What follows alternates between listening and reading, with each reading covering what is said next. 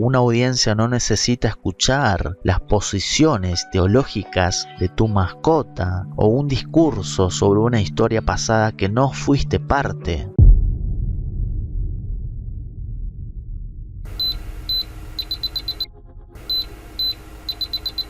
Hay una creciente ola de reformadores modernos en la actualidad. La mayoría son jóvenes que son muy dudosos, que están más alimentados por doctrinas de hombres que por doctrinas bíblicas. Estos grupos autoproclamados y que tienen la etiqueta de reformados no son reformados solamente porque citan la máquina del tiempo de la reforma histórica. Estos hombres apenas son capaces de sostener sus tazas con sus muñecas delicadas, las piernas cruzadas como si estuvieran en la playa, tratan la teología como un pasatiempo. Varios son pastores de mediana edad que están destrozados por la pereza detrás de un escritorio grabando para las redes sociales. Son los nuevos reformados modernos que están haciendo su ministerio en las redes sociales y se han olvidado de que tienen una iglesia local física y ahora están todo el tiempo detrás de un escritorio grabando para ser más famosos en esta nueva era digital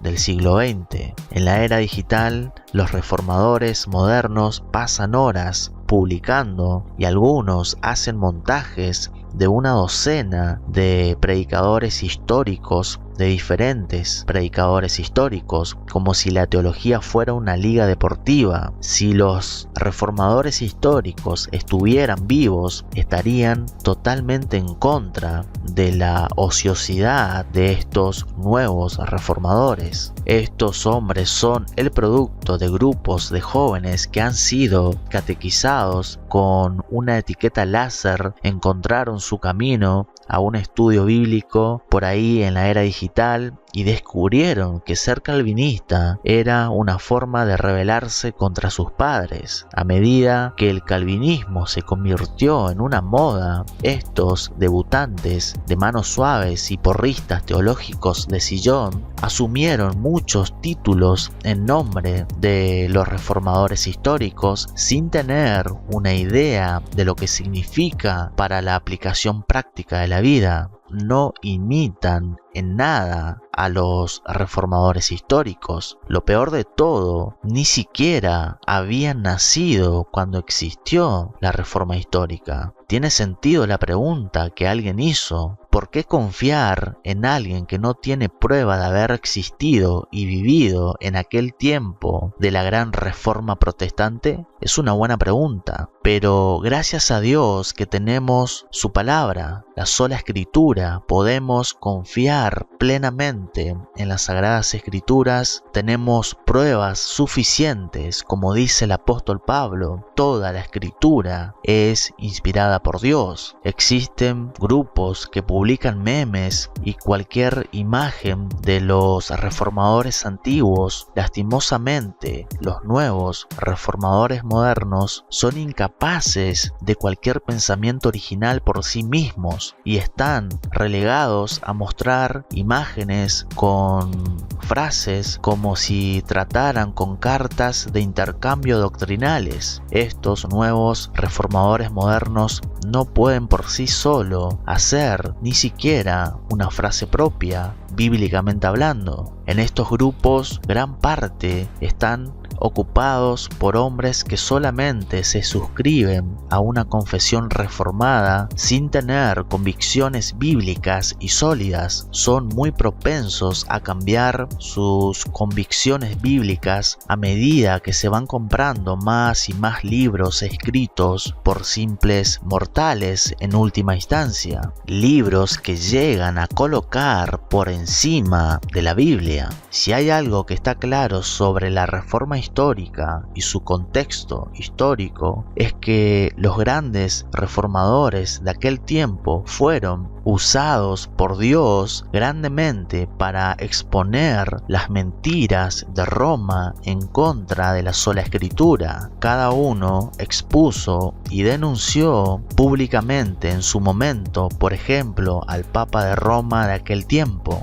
Entonces, la pregunta es, ¿por qué los nuevos reformadores modernos no están haciendo lo mismo, no hacen lo mismo? Incluso todo lo contrario, como son reformadores modernos que no se parecen en nada a los reformadores históricos, hacen todo lo contrario. Incluso son ecuménicos, reformados modernos que promueven la justicia social, que incluso llegan a decir cosas muy bonitas sobre el Papa actual. Así que queda claro que son solamente reformados modernos, absolutamente contrarios a lo que fueron los reformadores históricos. Esta generación moderna de teólogos modernos de las redes sociales juegan ellos en la liga de apologética de fantasía. Publican memes de Charles Spurgeon y algunos que saben que, por ejemplo, Spurgeon fumaba cigarros. Aparentemente llegan al extremo y tienen la licencia por Spurgeon y ahora caminan con un cigarrillo en la mano. Algunos usan cigarrillos electrónicos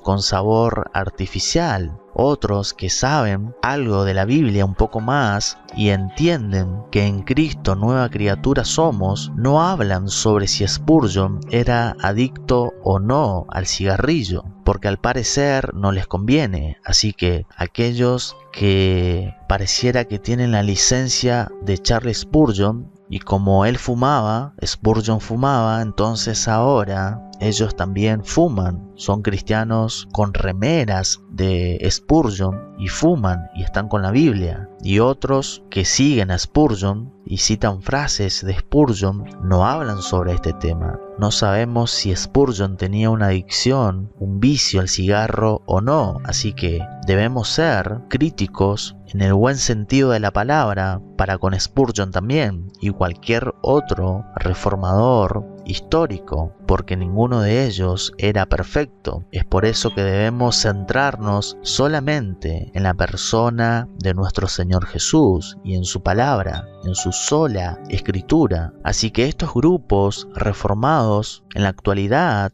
llenos en su mayoría de personas no reformadas, es decir, sus iglesias no son reformadas.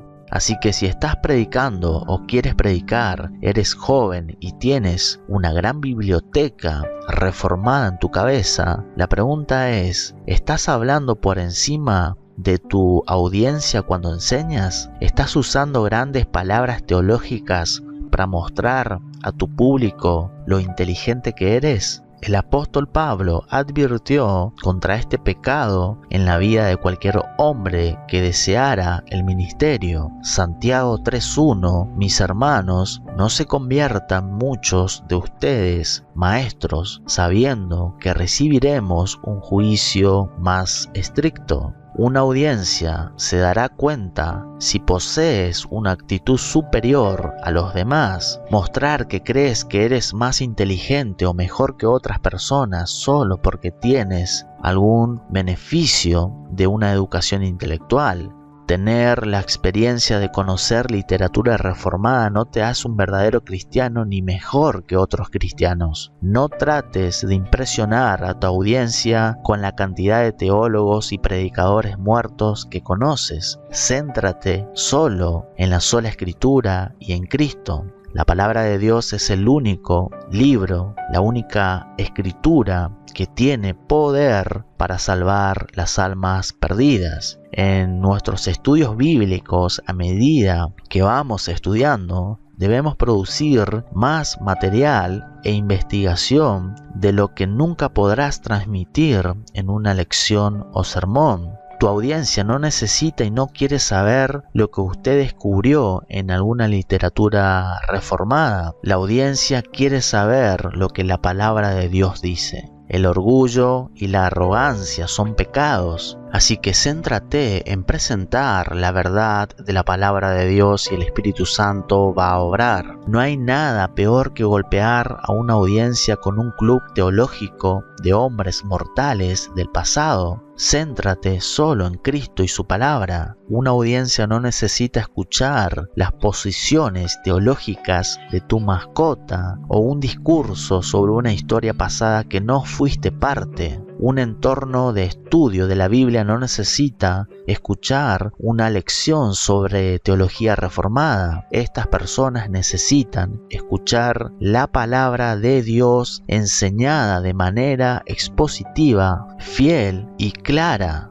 No hagas que tu audiencia se sienta pequeña solo porque tienes una biblioteca en la cabeza. El hecho de que hayamos adquirido conocimiento bíblico mediante el estudio no significa que seamos maduros en Cristo. El conocimiento bíblico sin la aplicación es casi inútil. Una cabeza llena de teología gruesa no significa un corazón lleno para Cristo. Pablo dijo en 1 Corintios 8:1 que el conocimiento se infunde. También dijo Pablo que era posible estar siempre aprendiendo y nunca llegar al conocimiento de la verdad. 2 de Timoteo 3:7. Un cristiano maduro camina en el poder del Espíritu y produce fruto del Espíritu. Gálatas 5:22. Un cristiano maduro vive de una manera digna del Evangelio. Colosenses 1:10. Un cristiano maduro está creciendo en la gracia y en el conocimiento solo de Jesucristo. 2 de Pedro 3:18. Así que no te sirve de nada crecer en el conocimiento